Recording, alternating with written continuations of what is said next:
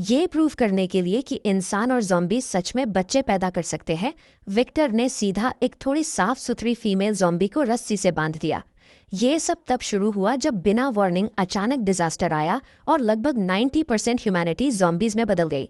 लेकिन किस्मत के एक अजीब खेल की वजह से विक्टर ने एक्टिवेट किया एक रोमांस स्ट्रैटेजी सिस्टम जिसका इस अपोकलिप्स से दूर दूर तक कोई वास्ता नहीं था। और ठीक उसी मोमेंट पर एक कतई जहर सुंदर फीमेल ज़ॉम्बी विक्टर के सामने टपक गई, बिल्कुल आउट ऑफ नोवेयर।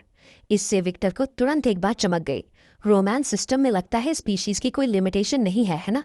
और भाई, इतनी ब्यूटीफुल ज़ॉम्बी को हाथ से जाने देना तो इस तोहफे की घोर इंसल्ट होगी। जैसे ही ये बात उसके दिमाग में आई, विक्टर ने तुरंत अपनी रस्सी बाहर निकाली और पॉकेट से मौका पकड़ा और जोर से घुमाकर एकदम सटीक निशाने से उस फीमेल ज़ॉम्बी को फंसा लिया। वो वहीं जोर से चीख पड़ी, पर अगले ही सेकंड विक्टर ने जबरदस्ती एक कपड़ा उसके मुंह में थॉन्स दिया। एक जिंदा इंसान की महक इतने करीब से सूंघकर वो ज़ॉम्बी बिल्कुल पागल हो गई। उसका छोटा सा सर विक्टर के साने के लिए बुरी तरह तड़प रहा था। फिर भी विक्टर ने एक्साइटमेंट में एक झटके में उसका हाथ पकड़ लिया। उसी पल सिस्टम का नोटिफिकेशन उसके दिमाग में धमाके की तरह आया। बधाई हो host, hand holding mission complete करने के लिए। टारगेट क्लोई मिलर, पहचान female college student, current status zombie affection 0, hand holding का रिवॉर्ड 100 किलोग्राम पाजा मांस, फर्स्ट किस का reward zombie virus vaccine, complete conquest reward genetic evolution serum. इतने तगड़े रिवॉर्ड्स देखकर विक्टर की सांसें तेज हो गईं। बस 100 किलोग्राम मीट का स्टार्टिंग रिवॉर्ड ही विक्टर के लिए काफ़ी था कि वो अगले 2.5 साल मज़े में काट सके। और ऊपर से वो 2 गॉड टियर ट्रेजर्स जो मिले थे, उनका तो क्या ही कहना।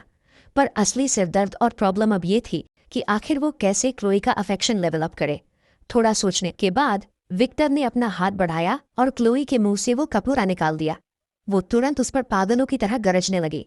उसके नुकीले दांत आपस में खटखट पड़ा रहे थे, एकदम खौफनाक आवाज के साथ। बिना किसी शब्द के विक्टर ने एक कच्चा मीट का टुकड़ा सिस्टम स्पेस से निकाला और सीधा उसके मुंह में ठूस दिया। दहाड़ना तुरंत बंद हो गया और वो फटाफट उस मीट को भुक्कड़ की तरह चबाने लगी। ये देखकर विक्टर ने बस एक ठंडी आह भरी। इसके इतने खतरनाक मॉन्स्टर फैंग्स देखकर वो अपने फर्स्ट किस रिवॉर्ड के बारे में अभी भूल ही गया। तभी अचानक पड़ोस वाला दरवाजा खुला। वहां से एक मर्द और एक औरत बाहर निकले। उस औरत ने तुरंत अपना मुंह खोला। ओए हैंडसम, मैंने और मेरे हस्बैंड ने 2 दिन से कुछ नहीं खाया। तुम्हारे पास इतनी फूड लूट है कि तुम ज़ॉम्बीज तक को फीड कर रहे हो। क्या थोड़ा हमारे लिए भी स्पेयर कर सकते हो? ये दोनों एक न्यूली वेड नूब कपल थे, लियम स्मिथ और सारा स्मिथ। ये हमेशा टेकआउट और फैंसी रेस्टोरेंट्स पे ही पलते थे, तो इनके घर की इन्वेंट्री में फूड स्टोरेज 0 था। अपनी पिछली पास्ट लाइफ के टाइमलाइन में विक्टर इनकी मीठी बातों के ट्रैप में फंस गया था और बेवकूफ़ों की तरह अपना सारा फूड इनके साथ शेयर किया, ये सोचकर कि शायद वो ग्रेटफुल होंगे। लेकिन जब विक्टर लूट सर्च करने बाहर गया सप्लाईज के लिए, उन कमीनों ने उसका पूरा रूम लूट लिया था, एकदम साफ। बाहर से दरवाज़ा लॉक कर दिया और खोलने से साफ मना कर दिया, चाहे वो कितना भी गिड़गिड़ाए। अब कोई चांस ही नहीं था कि विक्टर इन जैसे एहसान फरामोश कचरे को एक निवाला भी देगा। लेकिन सारा शायद काम आ सकती है। जैसे ही ये ख्याल उसके दिमाग में आया, सिस्टम इंटरफेस तुरंत पॉपअप हुआ। नेम सारा स्मिथ, आइडेंटिटी एक आम housewife, affection 0, hand holding reward 100 kg ताज़े फल और सब्जियां, फर्स्ट किस रिवॉर्ड एक fully furnished 1200 square feet apartment, complete conquest reward एक लग्जरी विला जो 10,000 स्क्वायर फीट में फैला है। इन रिवॉर्ड्स को देखकर विक्टर के चेहरे पर एक हल्की स्माइल आ गई। अपोकलिप्स में 100 kg फ्रूट्स और वेजिटेबल्स, भाई बैलेंस न्यूट्रिशन भी उतना ही जरूरी था जितना कुछ। विक्टर को मुस्कुराते देख उसने इन दोनों को लगा कि भाई ने डील फाइनलाइज कर दी है। लियम ने तुरंत उंगली पकड़ के पहुंचा पकड़ने की कोशिश की। बोला 10 पाउंड बीफ से शुरुआत करो और फिर 3 गैलन प्योरीफाइड वाटर भी निकालो। विक्टर को एक्सट्रीम रेज में हंसी आ गई। मैंने कब अग्री किया? अगर मेरे पास इतना लूट हो कि कुत्तों को खिलाना पड़े, तब भी मैं तुम जैसे नमक हरामों को एक सिंगल स्क्रैप भी नहीं दूंगा। ये सैवेज वर्ड्स बोलकर उन्हें उनकी औकात दिखाई और विक्टर ने सीधा क्लोई को कमरे में धकेल दिया। लियम ने गुस्से में विक्टर को घूरा, धाट पीसते हुए अटैक करना चाहा, पर डर गया उस खतरनाक ज़ॉम्बी को साइड में देखकर। वापस रूम में विक्टर ने क्लोई को फिर से टाइड अप किया और चिल होके अपना सिस्टम पैनल एक्सेस किया। टू हिज शॉक, क्लोई का अफेक्शन स्टैट उल्टा 5 पॉइंट से लेवल अप हो गया था। विक्टर को तुरंत उन खतरनाक इवॉल्व ज़ॉम्बीज की याद आई जो उसकी पिछली लाइफ के आखिरी स्टेजेस में इंटेलिजेंट हो गए थे। क्या क्लोई भी इवॉल्व होगी? और सिर्फ थोड़े से मास ने उसका अफेक्शन सीधा 5 पॉइंट्स बढ़ा दिया, जिसने उसे इम्प्रेस करना किसी आम लड़की को पटाले से कहीं ज्यादा इजी बना दिया था। ये सोचते हुए विक्टर ने कुछ और कच्चे मीट के पीसेस निकाले और उसे खिलाए, और सक्सेसफुली उसका अफेक्शन स्कोर 10 पॉइंट्स तक पहुंचा दिया। विक्टर मोमेंटम बरकरार रखते हुए उसे और खिलाना चाहता था, मगर जब उसने क्लोई का छोटा सा गोल पेट देखा तो उसने फिलहाल रुकने का फैसला किया। मुंह में वापस कपड़ा ठूसने के बाद विक्टर अपना अगला मूव प्लान करने लगा। ज़ॉम्बी आउटब्रेक के 1 महीने बाद आउटब्रेक एक खौफनाक और एक्सट्रीम ठंड की लहर टूटने वाली थी, जिसका मतलब था कि विक्टर के पास तैयारी के लिए अब बस 20 दिन से थोड़ा ज़्यादा वक्त बचा था। सबसे पहले उसे सप्लाईज का मिशन हैंडल करना था, क्योंकि फूड और वाटर सर्वाइवल के लिए सबसे बेसिक एलिमेंट्स हैं। इसके बाद विंटर क्लोथिंग और मेडिसिन की बारी आई। ये सब तो फिर भी मैनेजेबल था, लेकिन जब बात आई सबसे क्रिटिकल पार्ट की, एक सेफ हाउस। विक्टर के पास इसका कोई सुरा नहीं था। वो सेफ हाउस ना सिर्फ अल्ट्रा स्ट्रॉन्ग होना चाहिए था, बल्कि उसे इस ब्रूटल ठंड के दौरान टेम्परेचर भी स्टेबल मेंटेन करना था। एक ऐसी रेडीमेड बिल्डिंग ढूंढना जो हर एक रिक्वायरमेंट को पूरा करे, वो तो जन्नत की सीढ़ी चढ़ने से भी मुश्किल काम था। और जहां तक विक्टर को पता था, ऐसी कोई जगह कहीं नहीं थी कोस्ट सिटी में। लेकिन ठीक तभी उसके दिमाग में एक ओपी आइडिया चमका, और उसे अचानक सारा का वो फर्स्ट किस रिवॉर्ड याद आया। तो उसने तुरंत अपने माइंड में सिस्टम को पुकारा। सिस्टम, जो घर तुम रिवॉर्ड में देते हो, क्या वो पहले से बना है या वो हवा से स्पॉन हो सकता है? सिस्टम ने जवाब दिया, सारे रिवॉर्डेड हाउसेस हवा से ही कंस्ट्रक्ट किए जाते हैं। होस्ट कोई भी कंस्ट्रक्शन लोकेशन डेजिग्नेट कर सकता है। फिर क्या? अगर मेरी स्पेशल रिक्वायरमेंट्स हों घर के लिए, जैसे कि मुझे वो टाइटेनियम एलॉय से बना चाहिए, और मुझे एक सीक्रेट एग्जिट, एक स्टोरेज रूम और मेडिकल और कम्युनिकेशन इक्विपमेंट चाहिए।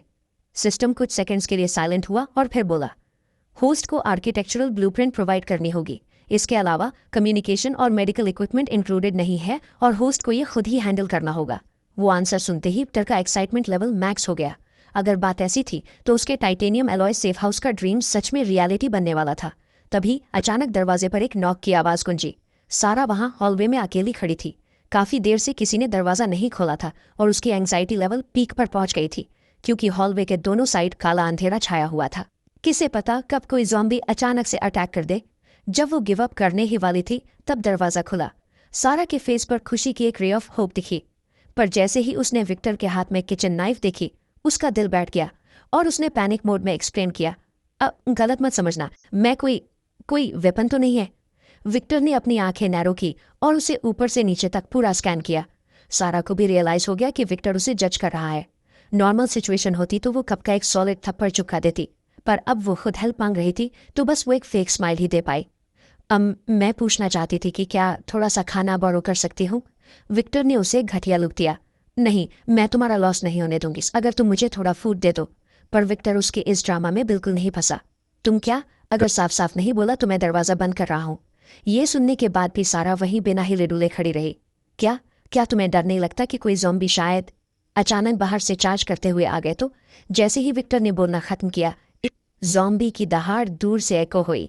सारा का सुंदर चेहरा इंस्टेंटली मौत जैसा पीला पड़ गया, और उसके पास कोई ऑप्शन नहीं था सिवाय खुद को संभाल कर अंदर आने के।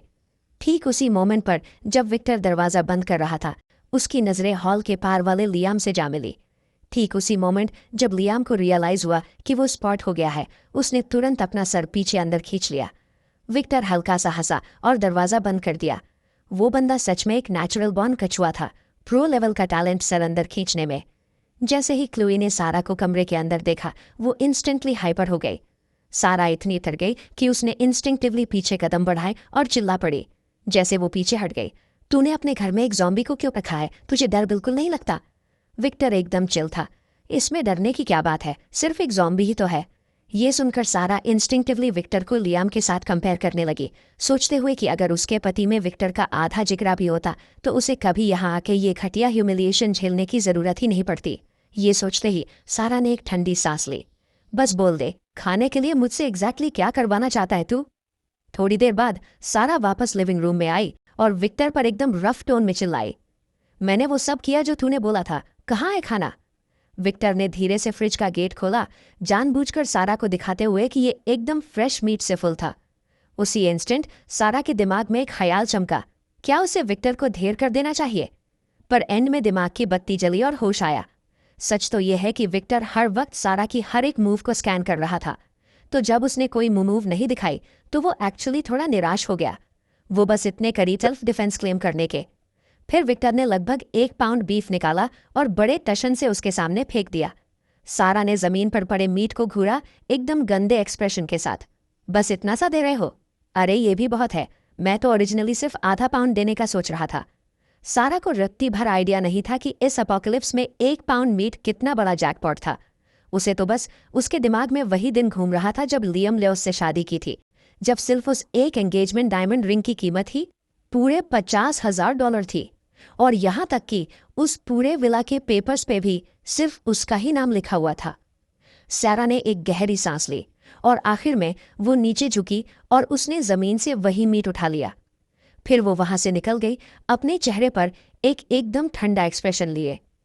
उसे इस हाल में देखकर विक्टर को गुस्सा बिल्कुल नहीं आया, बल्कि वो तो बहुत ज्यादा खुश था। सारा जितनी ज्यादा मिजरेबल फील करती, विक्टर का रिवेंज लेने का जुनून उतना ही तगड़ा होता गया।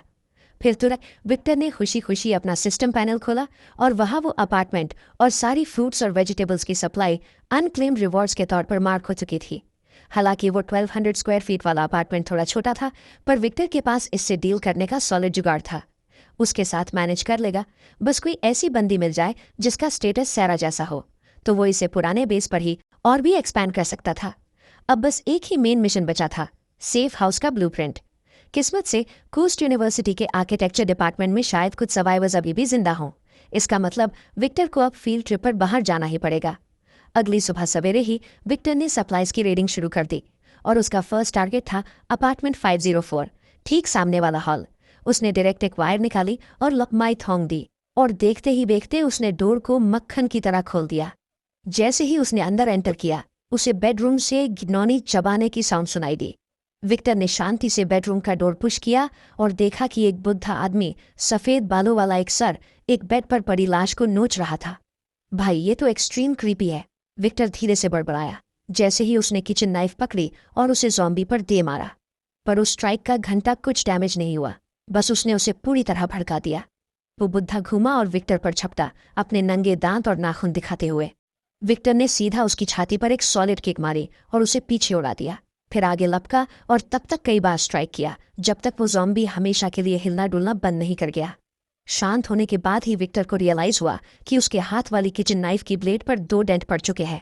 आखिरकार वो सिर्फ एक किचन नाइफ ही तो थी, मीट काटने के लिए तो सही थी, पर जब बात ज़ॉम्बी के बोन्स को चॉप करने की आई तो ये बिल्कुल काफी नहीं था। अब टाइम आ गया था कि विक्टर एक ज्यादा तगड़ा और सूटेबल लेवल का वेपन ढूंढे। दोपहर तक विक्टर ने फाइनली 5th फ्लोर के सारे 6 रूम्स का एरिया पूरी तरह स्वीप करके क्लियर कर दिया था।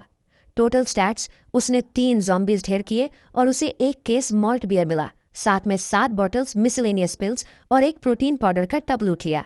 माना कि ये लूट काफी सॉलिड थी, पर वो पहले जो एकदम शार्प किचन नाइफ था वो अब पूरी तरह से टूटकर रुइन हो चुका था। लक ने साथ दिया, विक्टर को एक मेटल का बेसबॉल बैट मिल गया। 2-3 बार उसे स्विंग करने के बाद वो उसके हाथों में काफी सही लगा। दूसरी तरफ सारा और लियम ने पीप होल से विक्टर का वो पूरा ज़ॉम्बी स्लिंग स्लॉटर का प्रोसेस अपनी आंखों से लाइव देखा। विक्टर का वो लगभग पागलपन वाला डिरेंज्ड लुक देखकर उन दोनों ने डर के मारे थूक निकला। किस्मत का शुक्रिया मना रहे थे कि उन्होंने कोई बेवकूफ़ी नहीं की, वरना अब तक तो उनका गेम ओवर हो गया होता। जब उन्होंने पड़ोसी दरवाज़ा बंद होते सुना, तभी उन दोनों की बाहर निकलने की हिम्मत हुई। उन्होंने एक एक करके सारे रूम स्कैन किए, इस उम्मीद में कि शायद विक्टर से कुछ खाना छूट गया हो, पर किस्मत खराब, विक्टर ने पूरी जगह को इतनी लेवल से साफ कर दिया था कि उन दोनों को एक निवाला तक नहीं मिला। अबे यार, क्या वो कमीना किसी भुक्कड़ टिड्डी का रीइंकार्नेशन है क्या? उसने एक बाइट तक पीछे नहीं छोड़ा। लगता है मुझे स्टेक मिला, पर इस पे तो कब की फफूंद लग चुकी है। विलियम की आंखों में चमक आई और उसने तुरंत कहा, हनी, तुम जाकर उससे थोड़ा और खाना क्यों नहीं मांगती? सारा बिल्कुल राजी नहीं दिखी। हमने अभी तो खाया था, कल की ही बात है। अभी हमारा हंगर बार फुल है, तो क्यों ना थोड़ा और वेट करें? अभी हमें भूख नहीं है, पर स्टैमिना देर सवेर ड्रॉप तो होगा ही। क्या तुम तब तक वेट करोगी जब तक वो सारा लूट उस ज़ॉम्बी को ना खिला दे मिशन स्टार्ट करने से पहले? सारा को हेजिटेट करते देख लियम ने तुरंत सिंसियर फेस वाला बफ एक्टिव किया, उसका हाथ पकड़ा और बोला, हनी, मुझे तुम्हारे साथ सर्वाइव करना है। हम पक्का इतने दिन जिंदा रहेंगे कि नेशनल गार्ड की रेस्क्यू टीम को देख सके। हस्बैंड की प्लीडिंग आंखों को देखकर सारा ने अपने दांत पीसे। फाइन, मैं जाती हूँ, उस पल जब सारा ने अंदर एंट्री ली, उसे एक एस रैंक लेवल की इररेजिस्टिबली डिलिशियस खुशबू आई। जस्ट तभी विक्टर किचन से बाहर आया, राइस कुकर पकड़े, और उस अंदर फुल पॉट स्ट्यूड मीट का लूट था, बीफ और आलू।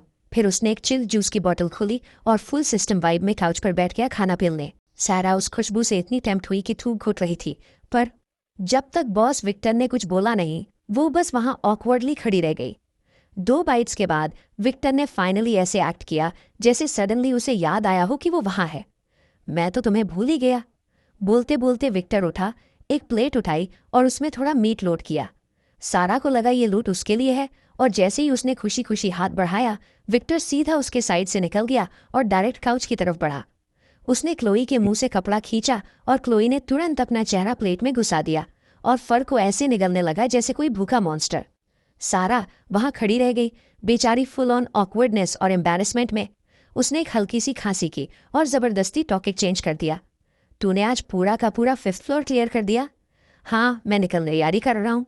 तो निकलने से पहले मुझे ज़्यादा से ज़्यादा सप्लाईज लूटने होंगे ऑब्वियसली। जैसे ही सारा ने ये सुना, उसकी आंखें फटी की फटी रह गई। क्या तू जा रहा है? बाहर हर जगह ज़ॉम्बीज़ का आतंक है, तू भला कहाँ जा सकता है? विक्टर ने स्मग किया पर सीधा जवाब नहीं दिया। क्यों, क्या तू मुझे जाते हुए नहीं देख सकती? ये सुनते ही सारा चेहरे पर गुस्से की लहर दौड़ गई, जैसे वो कह रही हो, मुझे घंटा फर्क पड़ता है, अगर तू बाहर मर गया ना तो मुझे मजा आएगा। पर भले ही उसने ये कहा, लेकिन वहां अभी भी उसकी आंखों में फिक्र की एक लकीर छिपी थी। अगर विक्टर सच में सारा खाना अपने साथ ले गया तो वो और लियम यहाँ तड़पने के लिए भूखे मर जाएंगे। तो बोलो फिर, तुम एग्जैक्टली मेरे पास किस काम से आई हो? मुझे फूड ट्रेड करना है। विक्टर अपनी एक मॉकिंग हंसी रोक नहीं पाया। उसने पहले ही प्रिडिक्ट कर लिया था कि सारा दोबारा पलट कर आएगी, पर वो इतनी ढीठ और बेशरम निकलेगी ये उम्मीद नहीं थी। देखते ही देखते 4 दिन बीत गए और विक्टर ने पूरी अपार्टमेंट बिल्डिंग को पहले ही तहस नहस करके छान मारा था। और उन कुछ दिनों में क्लोई की एपेटाइट और भी आउटरेजस होती गई। शुरुआत में सिर्फ आधा पाउंड मीट उसका पेट भरने के लिए काफ़ी था, पर अब 2 पाउंड्स भी मुश्किल से काफ़ी था, और फिर भी उसके नन्हे से पेट पे फूलने का कोई साइन नहीं था, बिल्कुल फ्लैट। अगर उसके अफेक्शन पॉइंट स्टेडली इंक्रीज नहीं हो रहे होते तो विक्टर का सच्ची में उसे खिलाते रहने का कोई मूड नहीं था। अब क्लोई को समझ आ रहा था या नहीं, विक्टर ने उसे खुलेआम थ्रेटन करना शुरू कर दिया। देख, पिछले 6 दिनों से तुझे फीड कर रहा हूं मैं। अगर अब भी तूने मुझे काटने की डेयर दिखाई तो तुझे यही मरने के लिए अकेला छोड़ दूंगा। ये बोलने के बाद विक्टर ने उसके मुंह से कपड़ा हटा दिया। इस बार क्लोई ने पुरानी तरह कोई वाइल्ड रोर नहीं किया, बल्कि उसने बस अपना मुंह खोला और शांति से विक्टर के फीड करने का वेट करने लगी। अगर काटा ना तो खाना पीना सब बंद, समझी? Got that? क्योंकि तू कुछ बोल नहीं रही है तो मैं इस साइलेंस का तेरी हाँ ही मान रहा हूँ, समझ गई? क्योंकि तू बिल्कुल साइलेंट मोड पे है, इसलिए इस डील को फाइनल समझकर लॉक कर रहा हूँ। विक्टर ने फुल कॉशन के साथ अपना हाथ बढ़ाया क्लोई की तरफ, और उसने तुरंत अपना मुंह खोला और बिना किसी हेजिटेशन के उसे काटने की कोशिश की। विक्टर इंस्टेंटली चिल्लाया, नहीं! क्लोई स्टन रह गई 1 सेकंड के लिए उसकी आवाज से। फिर उसने अपना सर टिल्ट किया और उसे देखा। विक्टर ने फिर से ध्यान से अपना हाथ आगे बढ़ाया, पर क्लोई अब भी उसे काटने पर ही तुली थी, बिल्कुल वैसे ही। ये बैक एंड फोर्थ रिपीट हुआ 1 दर्जन से भी ज्यादा बार, और ठीक जब विक्टर गिव अप करने ही वाला था, क्लोई ने फाइनली बाइट करना बंद कर दिया और इंस्टेड विक्टर के फेस को फिक्स होकर देखने लगी, जैसे कि वो उसके एक्सप्रेशन से जज कर रही हो कि उसके सामने खड़ी ये चीज खाने लायक है या नहीं। विक्टर इंस्टेंटली ओवरजॉयड हो गया और उसने जेंटली अपना सर हिलाया उसकी तरफ।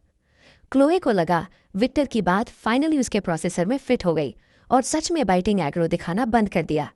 फुल टू थ्रिल में विक्टर ने मीट का एक और पीस निकाला और उसकी साइड बढ़ाया, फिर नॉट किया, और इस बार उसने तुरंत अपना सर झुकाया और खाना शुरू किया। उसके बाद विक्टर ने कई और बार ट्राई किया और हर सिंगल टाइम क्लोए ने उसके नॉट का वेट किया कमांड कंप्लीट होने तक। ये टेस्ट करने के लिए कि क्या वो सिर्फ रस्सी के डीबफ में ही एग्रेशन रिस्ट्रेन कर रही है, विक्टर ने एक और नया एक्सपेरिमेंट रन किया। पहले उसने उसके बॉडी की रस्सी अनबाइंड की, फिर कॉफी टेबल पर मीट प्लेट रख दी। क्लोए लड़खड़ाते हुए खड़ी हुई और विक्टर की तरफ चलने लगी। उसने पहले टेबल वाला मीट देखा, फिर विक्टर को एक डेडली साइड लॉन्ग ग्लांस दिया और फिर अपना हाथ उठाया और प्लेट पर रखे मीट की तरफ इशारा किया। विक्टर एकदम से ओवरजॉयड हो गया और तुरंत ही क्लोए को नॉट किया। सिर्फ उसकी परमिशन मिलने पर ही क्लोए ने प्लेट उठाई और बड़े बाइट्स के साथ खाना ठोसना शुरू कर दिया। ऑनेस्टली उसके टेबल मैनर्स अभी भी हमेशा की तरह वाहियात थे। विक्टर को जिस बात ने खुश किया वो था कि क्लोई की अफेक्शन अभी सिर्फ 40 तक पहुंची थी और वो अभी से ही उस पर अटैक ना करने के काबिल बन चुकी थी। तो अगर जिनको 100 तक पुश कर दिया तो क्या इसका मतलब ये नहीं कि विक्टर के पास एक फुल्ली ओबीडियंट ज़ॉम्बी अंडरलिंग होगी? ये कोई रोमांस सिस्टम तो बिल्कुल नहीं था, ये तो पक्का कोई मास्टर और सर्वेंट ट्रेनिंग वाला सिस्टम था। उसी वक्त दूसरी साइड पर लियम पिछले कई दिनों से काफ़ी रेस्टलेस हो रहा था। उसे पहले से ही पता था कि विक्टर अब निकलने वाला है, और चाहे बात लूट की हो या रिवेंज की, उसका कोई इरादा नहीं था कि वो विक्टर को जिंदा जाने दे। पर प्रॉब्लम ये थी कि वो ये मिशन अकेले पुल ऑफ नहीं कर सकता था। आफ्टर ऑल विक्टर एक ऐसा रूथलेस प्लेयर था जो अकेले ही ज़ॉम्बीज़ की बैंड बजा सकता था। तो एक बार फिर लियम अपनी वाइफ के साथ स्कीमिंग करने लगा। हनी, हम उस पड़ोस वाले बंदे को ऐसे ही नहीं जाने दे सकते। एटलीस्ट हम सारा प्रीमियम फूड उसके साथ नहीं जाने देंगे। तुम एक बार फिर उससे खाना मांगने क्यों नहीं जाती? और जैसे ही वो डीप स्लीप में जाए दरवाज़ा खोल देना और मुझे एंट्री देना, फिर हम दोनों मिलकर उसका गेम फिनिश कर देंगे। उस गिल्ट की वजह से सारा हमेशा लियम को जो भी उसने चाहा, और एंड में उसने फिर भी हाँ में सिर हिला दिया। लियम इंस्टेंटली फुल चार्ज हो गया। गजब, जैसे ही अंधेरा होगा हम अपना नेक्स्ट मूव एग्जीक्यूट करेंगे। लियम को जाते देख सैरा ने एक कड़वी स्माइल दी। उसने तो प्लान की डिटेल्स तक नहीं पूछी, जिसका मतलब था कि वो पहले से ही सब अपने दिमाग में कैलकुलेट कर चुका था। वहीं दूसरी तरफ, क्योंकि विक्टर ने अगले दिन जल्दी निकलने का प्लान सेट किया था, तो वो जल्दी सोने की कोशिश कर रहा था। पर लेटने के थोड़ी देर बाद ही दरवाजे पे नॉक हुई। विक्टर ने दरवाज़ा खोला, चेहरे पे वही हल्की सी प्लेफुल स्मर्क थी। इतनी जल्दी फिर से भूख लग गई। ये सुनते ही सैरा ने दिल ही दिल में उसे कोसा और उसका भेजा फोड़ने का मन कर रहा था। विक्टर के मुंह पर मुक्का मारने ही वाली थी, पर एंड में उसने खुद को कंट्रोल किया और यहाँ तक कि एक सेडक्टिव एक्सप्रेशन जबरदस्ती चेहरे पे लाई। अंदर आओ। विक्टर साइड हटा और उसके लिए जगह बनाई। जैसे ही सैरा उसके बगल से गुजरी, विक्टर ने हाथ उठाया और उसे जोर से स्मैक किया, और उसकी लाइक फील ने तो उसे अंदर ही अंदर सेटिस्फैक्शन से भर दिया। सैरा ने खुद को छुपाया और विक्टर को गुस्से से घूरा। अब तुम्हें मुझे एक और कुकी देनी पड़ेगी। उसका वो गुस्सा और कुछ न बोल पाने की बेबसी देखकर विक्टर ठहाके मारकर हंसने लगा। तो शरीफ बनना छोड़ने का मजा ऐसा होता है? ये फीलिंग सच में काफ़ी किक देने वाली थी।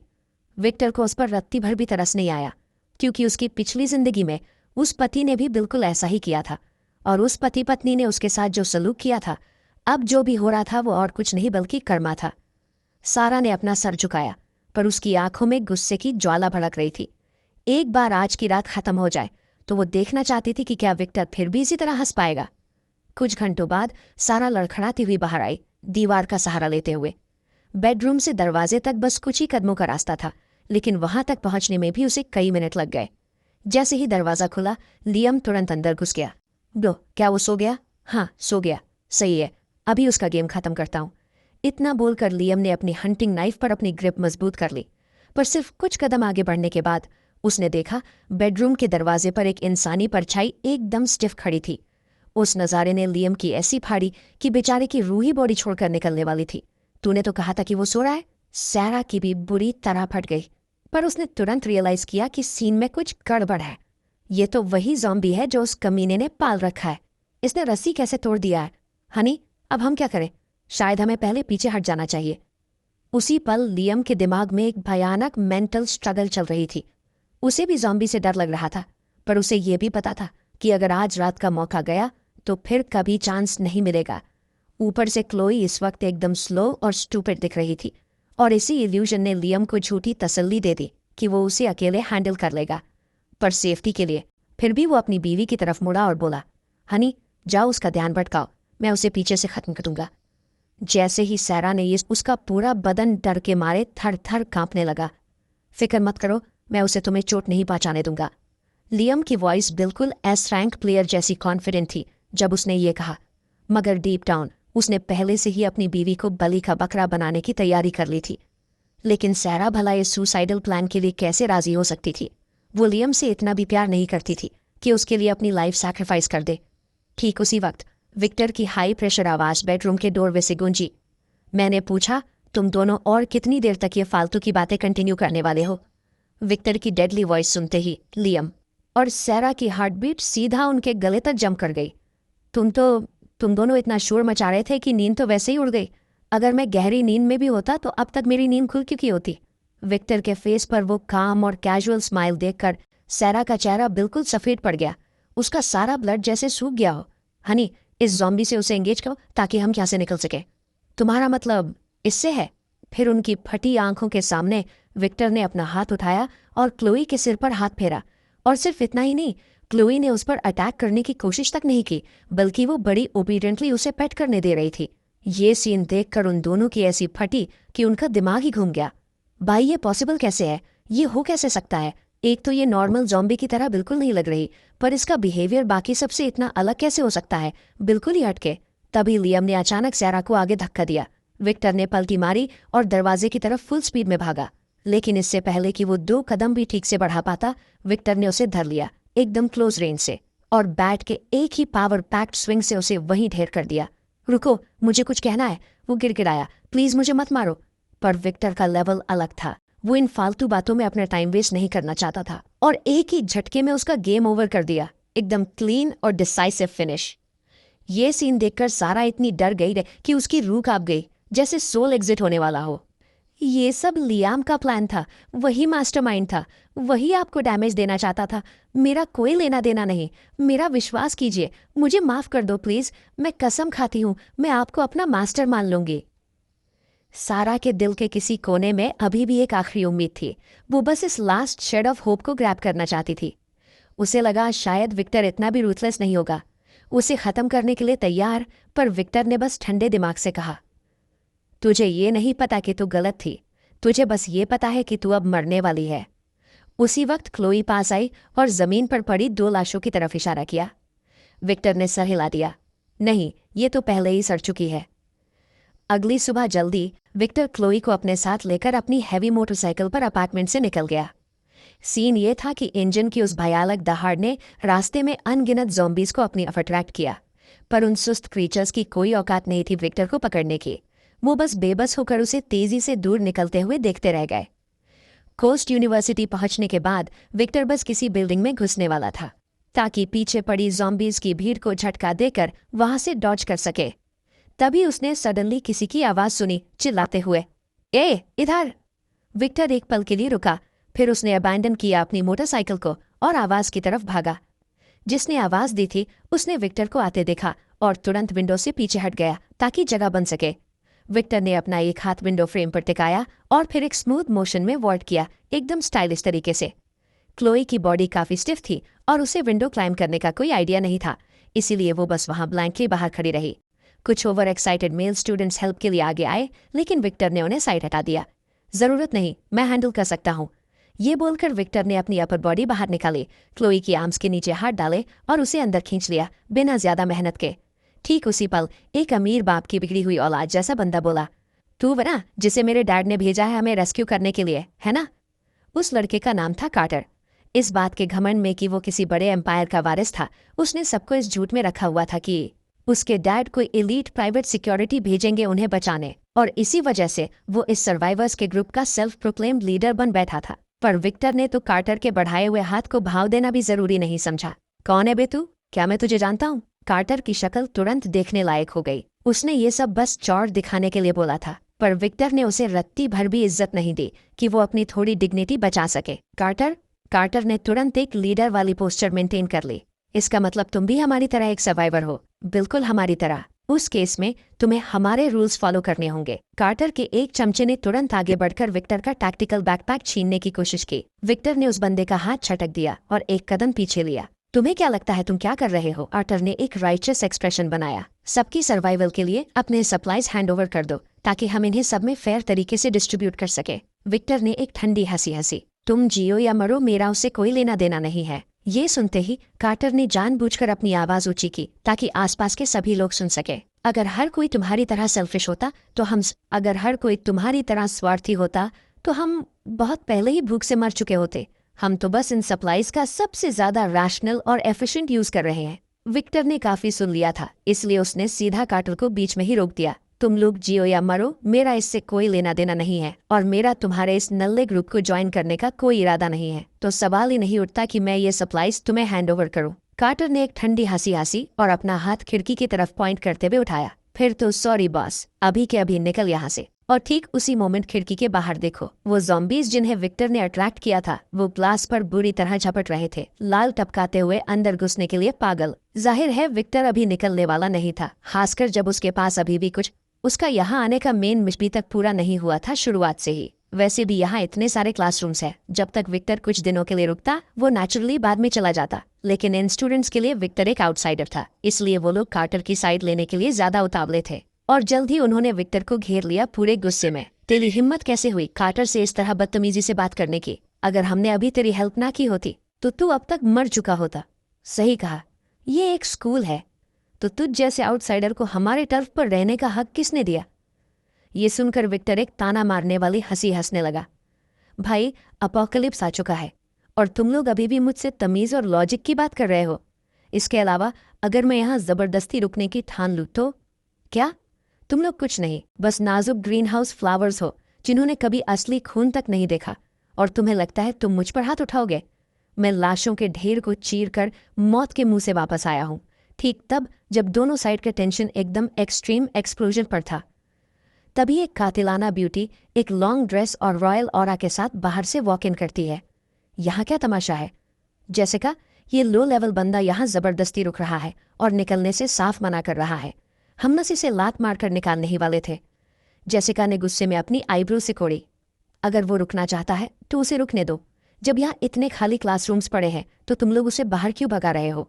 इसे अभी धक्के देना मतलब सीधा उसकी मौत का फरमान लिखना होगा। मौत है, सब गलती हो जाओ। ये सुनने के बाद सारे स्टूडेंट्स थोड़ा हिचकिचाए और कार्टर की तरफ देखने लगे, और सिर्फ तभी जब कार्टर ने नोट किया तब जाके भीड़ फाइनली वहां से टिली हुई। उसी पल जेसिका की नज़र विक्टर को बाईपास करके सीधा क्लोए पे जा रुकी। क्या ये तेरी छोटी बहन है? बड़ी प्यारी है, विक्टर ने एकदम चिल होके जवाब दिया। बस कुछ ऐसा ही। हाय छोटी बहन, तेरा नाम क्या है और तेरी आंखें इतनी लाल क्यों हैं? पर जेसिका की फिनेस पे कोई भी रिएक्शन नहीं मिला। विक्टर ने तुरंत हैंडल करते हुए एक्सप्लेन किया। उसने कलर्ड लेंस पहने हैं, मेरी बहन काफ़ी शाय है और ज़्यादा बकबक नहीं करती, तो प्लीज़ माइंड मत करना। जेसिका ने विक्टर के इस फालतू बकवास को इजीली एक्सेप्ट कर लिया, क्योंकि ऐसे अपोकलिप्स में कौन सा ज़ॉम्बी खुद से लोगों को काटने से इनकार करेगा। तभी तुम दोनों अभी के लिए यहीं स्टे करो, पहली 2-3 फ्लोर सेफ है, तो बस अपनी पसंद का कोई भी खाली क्लासरूम चुन लो। पर यह बात ध्यान से सुन लो, 4th फ्लोर के ऊपर की हर एक चीज़ एक्सट्रीम खतरनाक है। देखते ही देखते दोपहर हो गई। एक स्टोरेज लेवल वाले क्लासरूम के ठीक सामने दर्जन से ज्यादा स्टूडेंट्स लाइन में खड़े थे। वो सब अपना आज का रेशन लेने के लिए इंतजार कर रहे थे, मगर उनमें से अक्सर को कुछ सोडा क्रैकर्स के अलावा और कुछ नहीं मिला। जबकि कार्टर उस वक्त स्टोरेज रूम के अंदर छुपा हुआ था और चुपके से उन टर्की लेग्स को पेल रहा था जो उसने सबको उल्लू बनाकर हथियाई थी। ठीक उसी मोमेंट मी एक तगड़ी और मुंह में पानी लाने वाली खुशबू हवा में फैली और उन दर्जन भर स्टूडेंट्स ने लाइन की परवाह करना ही छोड़ दी और सबका ध्यान उस तगड़ी खुशबू की तरफ गया। जैसे ही उन्हें वो अरोमा मिला, हर एक बंदा पागल होकर नीचे की तरफ भागा। विक्टर उस वक्त 2nd फ्लोर के क्लासरूम में एक पोर्टेबल स्टोव पे कुकिंग कर रहा था और ये सीन देखकर पूरे ग्रुप की आंखें जलन से एकदम लाल हो गई। कार्टर तो बिना सोचे सीधा अंदर घुस गया। ओए भाई, क्या हम अपने सप्लाईज के बदले तेरे से थोड़ा गर्म खाना ट्रेड कर सकते हैं? विक्टर ने उसकी तरफ देखने की जहमत तक नहीं की। तेरा वो सड़ा हुआ कचरा सिर्फ गंदा ही नहीं है, उससे किसी का पेट तक नहीं भरने वाला। कार्टर अभी भी कुछ बोलना चाहता था, पर विक्टर का पेशेंस लेवल खत्म हो चुका था। उसने उसे इग्नोर किया और मीट का बोल उठाकर बाहर निकल गया। वॉटसन! सारी भीड़ तुरंत हाँ में सर हिलाने लगी। तभी विक्टर ने अपना रास्ता साफ किया, गला साफ किया और गरज कर पूछा, है कोई यहाँ जो आर्किटेक्चर पढ़ रहा है? जैसे ही ये अल्फाज उसके मुंह से निकले, पूरी जगह मौत जैसा सन्नाटा छा गया। काफी देर बाद आखिरकार किसी ने फटी हुई आवाज में मुंह खोला। आर्किटेक्चर वाले स्टूडेंट्स तो दूसरी बिल्डिंग में थे। अब तक वो सब के सब ज़ॉम्बीज बन चुके होंगे। ये सुनते ही विक्टर का मूड एकदम खराब हो गया। वो गंदे वाला डिसअपॉइंट हुआ। उसके यहाँ आने का मेन ऑब्जेक्टिव ही ये था कि कोई ऐसा एक्सपर्ट मिले जो उसके सेफ हाउस का ब्लूप्रिंट तैयार कर सके। पर अब लग रहा था कि ये पूरा ट्रिप एकदम बेकार चला गया। लेकिन तभी भीड़ से एक हल्की सी आवाज़ आई, मैं हूँ आर्किटेक्चर स्टूडेंट। सबकी नज़रें तुरंत उस साउंड की तरफ घूमी, जहाँ एक सहमी हुई सी लड़की खड़ी थी जिसने चोटी बनाई थी और ब्लैक फ्रेम वाला चश्मा पहना था। इतने सारे लोगों को एक साथ घूरते देखकर वो लड़की बेचारी बुरी तरह डर गई। वो नर्वस होने लगी। विक्टर ने उसे ऊपर से नीचे तक स्कैन किया पूरे शक के साथ और वो इतनी सहमी सहमी और डरी हुई वाइब में थी कि ये सस्पेक्ट करना बनता था कि शायद वो बस खाने के लिए उसे स्कैम करने की कोशिश कर रही है। लगता है उसने विक्टर की आंखों में वो डाउट और डिस्डेन देख लिया था, क्योंकि उस ब्रेड वाली लड़की ने हिम्मत जुटाई और कहा, मेरा नाम मिया है, मैं आर्किटेक्चर डिपार्टमेंट की टॉप स्टूडेंट हूँ। अगर ट्रस्ट नहीं है तो दूसरों से पूछ लो। मुझे यकीन है, पर क्या तुम सच में ब्लूप्रिंट्स बना सकती हो? उसने अचानक अपना सर उठाया और शौक भरी नजरों से विक्टर को घूरने लगी। ऑब्वियसली विक्टर बिना किसी वजह के उस पर ट्रस्ट नहीं कर रहा था। असली वजह उसकी आंखों के सामने फ्लोट होता सिस्टम पैनल था, जिस पर ये स्टैट्स लिखे आ रहे थे। नाम Mia, identity architecture student, affection level 0, hand holding status data incomplete, hand holding status locked, system reward alert, solar power equipment या सुएज प्यूरिफिकेशन यूनिट, एक चूज कर लो। फिर फर्स्ट किस रिवॉर्ड, एक heavy duty security surveillance system, और complete conquest reward 4 automated defensive turrets और 1000 rounds dedicated ammunition. ये rewards तो पिछले से भी ज्यादा आउटरेजस और ओपी है। अगर विक्टर को ये सब मिल गया तो उसके सेफ हाउस की डिफेंसिव कैपेबिलिटी का एक कंप्लीट ट्रांसफॉर्मेशन हो जाएगा, अल्टीमेट अपग्रेड। विक्टर का सवाल सुनते ही मिया ने तुरंत एक नन्हे चुरूजे की तरह गर्दन हिला दी। मैं सकती हूँ, तो क्या तुम और भी हट के आर्किटेक्चरल डिजाइन्स बना सकती हो? मिया के छोटे से दिमाग में एक जायंट क्वेश्चन मार्क तुरंत पॉपअप हो गया, पर सिर्फ लजीज खाने की खातिर उसने आखिर में हाँ बोल ही दिया। ओके, मैं तुम्हें हायर कर रहा हूँ। पे होगी 1 बोल मीट और 1 बोल वेजिटेबल्स डेली। मिया अब धीरे धीरे लाइन पे आ रही थी। मीट मिलना ही अपने आप में जैकपॉट था, तो जब उसने सुना कि मेन्यू में वेजीज भी मिलेंगी, उसने तुरंत ये मिशन खुशी खुशी पकड़ लिया। जहाँ एक प्लेयर खुश था, वहाँ दूसरे का जलना तो तय था, और कार्टर ने विक्टर को एक डेडली लुक दी, फिर गुस्से में अपने चमचे के साथ निकल लिया। चमचा उसके पीछे था। सीढ़ियों के पास पहुंचते ही लूक नाम के एक चमचे ने अपने लेफ्ट राइट चेक किया, और सिर्फ जब कंफर्म हो गया कि कोई पीछा नहीं कर रहा, तब उसने धीरे से पूछा, बॉस, वो बंदा बहुत हवा में है, क्यों ना हम उसे फिनिश कर दे? कार्टर ने एक मोमेंट के लिए सोचा, फिर सर हिला दिया। नहीं, तूने देखा उसने दिन में ज़ॉम्बीज को पेला? हम उसके लेवल के मैच के बिल्कुल भी नहीं है। उस मोमेंट पे कार्टर को और ज्यादा विक्टर को रास्ते से हटाने का जुनून उसमें सबसे ज्यादा था, पर किस्मत खराब थी, उसके पास इतनी पावर ही नहीं थी कि ये फीट पुल ऑफ कर सके। लूक कभी और भी बकवास करना चाहता था, पर कार्टर ने पहले ही इग्नोर मारा और वहां से चला गया, कार्टर की जाती हुई पीठ को घूरते हुए। लूक ने एक ठंडी हंसी छोड़ी। तेरे पास तो मस्त मीट और बढ़िया खाना है, तो तुझे घंटा फर्क नहीं पड़ता उसके पास क्या है, पर मेरी तो जान निकल रही है।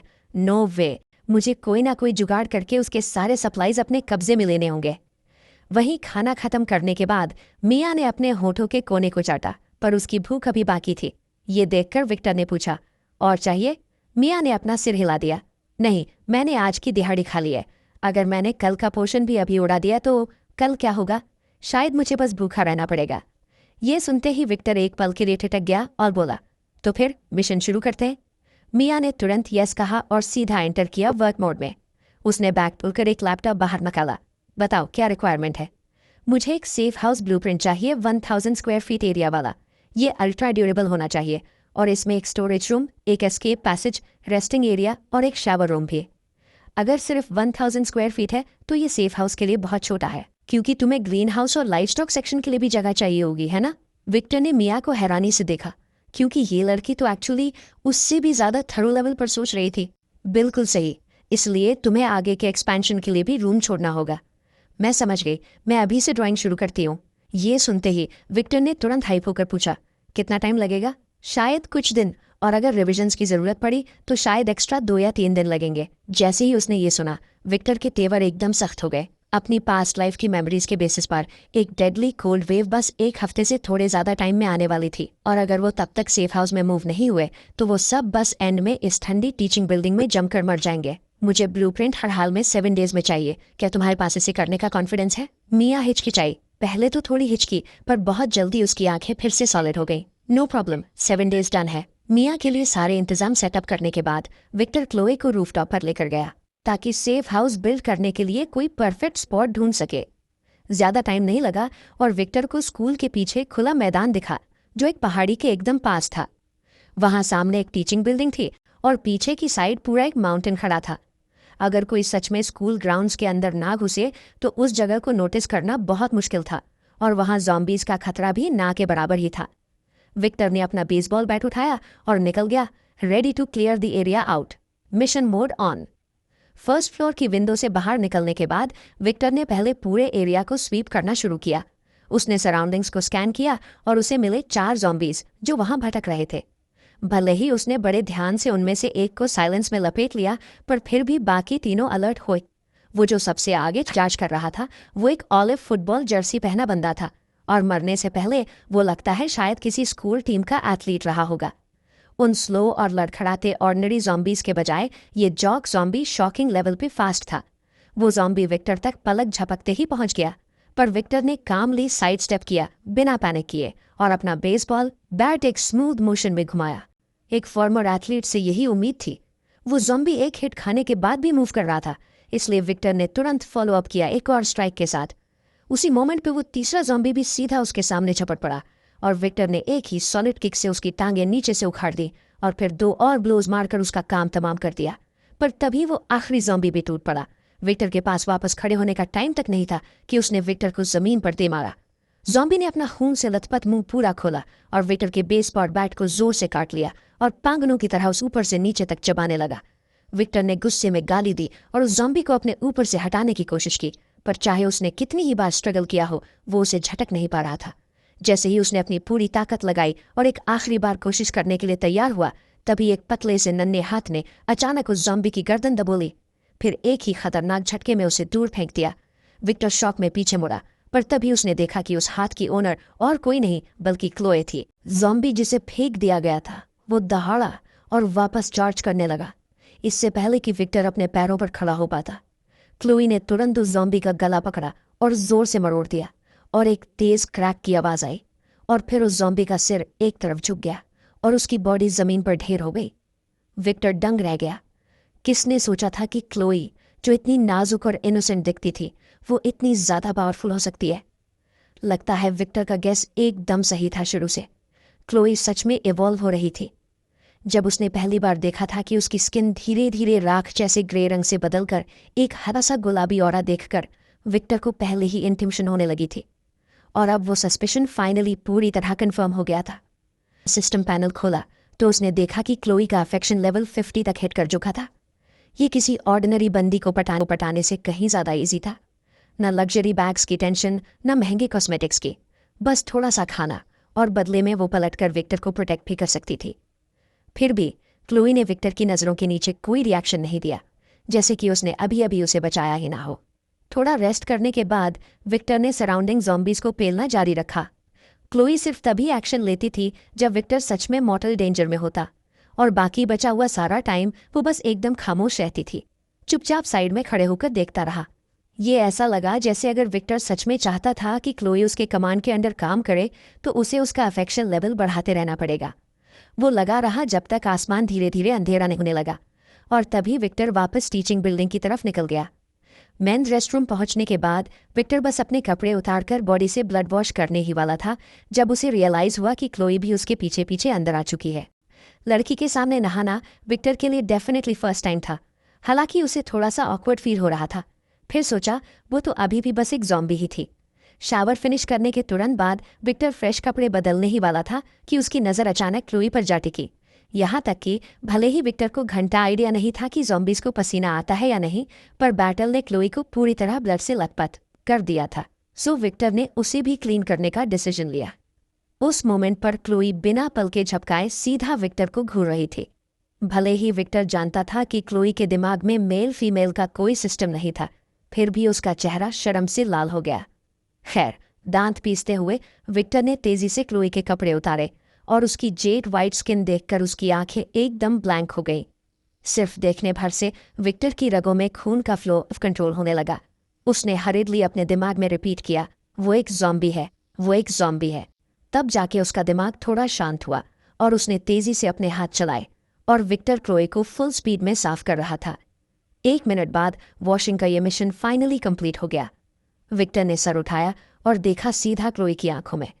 अब थोड़ा बेटर फील हो रहा है, पर क्लोई अब भी विक्टर को घूरे जा रही थी, पहले जैसा नहीं, एकदम लेजर फोकस के साथ। इस बार क्लोई की गेज में एक हल्की सी इमोशनल रिपल यानी जज्बातों की लहर दिखी। विक्टर को बिल्कुल आइडिया नहीं था कि ये रियल है या फिर बस उसका इमेजिनेशन या वहम। कंफर्म करने के लिए वो थोड़ा और पास गया, पर अगले ही सेकंड क्लोई ने सडनली अपनी बॉडी मूव की और विक्टर के एकदम क्लोज आ गई। विक्टर ने ऐसा कुछ एक्सपेक्ट नहीं किया था बॉस। डॉज करने का रिएक्शन टाइम भी नहीं मिला, लेकिन वो सैविज बाइट जिसका डर था वो आई ही नहीं, और उसके बदले एक अनेक ट्विस्ट ने सब कुछ बदल दिया। एक सॉफ्ट टच और हल्की सी मिठास उसके होठों पर जेंटली लैंड हुई।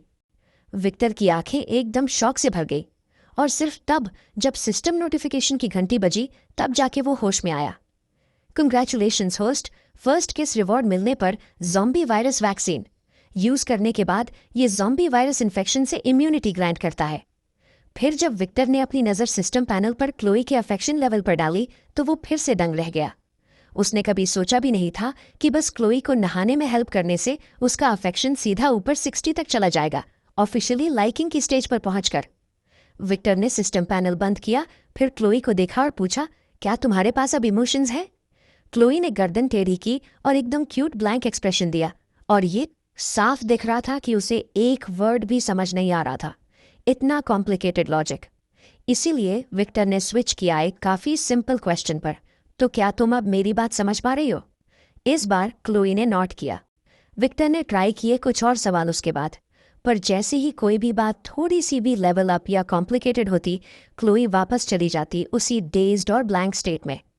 सिचुएशन देखकर उसे इंडिपेंडेंटली एक्ट करवाना अभी के लिए अनरियलिस्टिक था। फिर भी जैसे जैसे उसका अफेक्शन मीटर बढ़ रहा था, शायद क्लोई सच में रिकवर कर सके अपने ह्यूमन इमोशंस, और तब तक शायद वो समझ पाए और भी ज़्यादा complicated high level commands.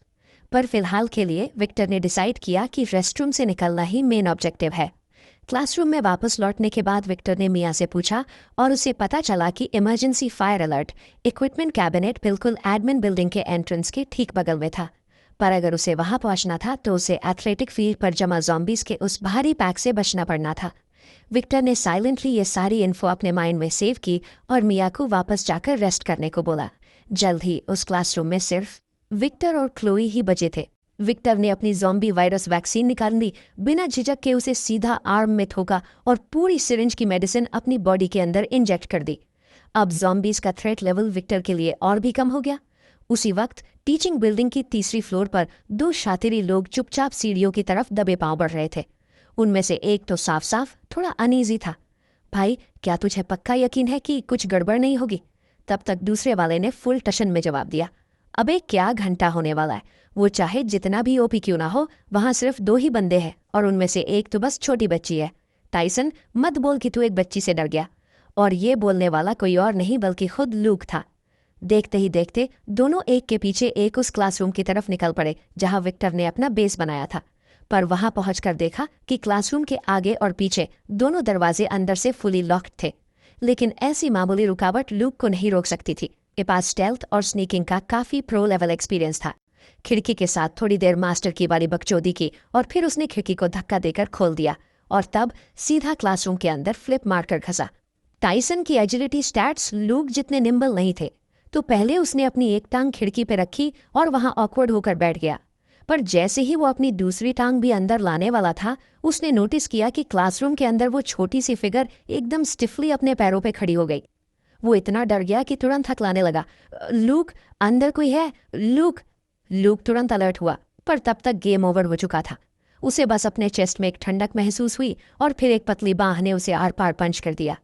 Tyson की तो वही फटके हाथ में आ गई और वो भागने के लिए मुड़ा, पर उसका भी वही फेट निकला। उसकी चेस्ट एक ही हाथ से क्लीन पियर्स हो गई। क्लोए ने अपना सिर नीचे किया और उसने अपने हाथों पर फैले उस लाल खून को देखा। उसके अंदर अचानक एक भयानक हंगर लेवल ट्रिगर हो गई। वो एक ऐसी इंस्टिंक्टिव प्यास थी जिसने उसे ड्राइव किया। उसने चाहा कि अपना सिर नीचे झुकाए और उस सारे खून को चाट कर साफ कर दे, पर एंड में उसने अपनी विल पावर से खुद को फोर्सिबली रोक लिया। अगले दिन सुबह सुबह जब विक्टर की आंख खुली, तब उसने देखा कि क्लोए फुल एक्साइटमेंट में थी।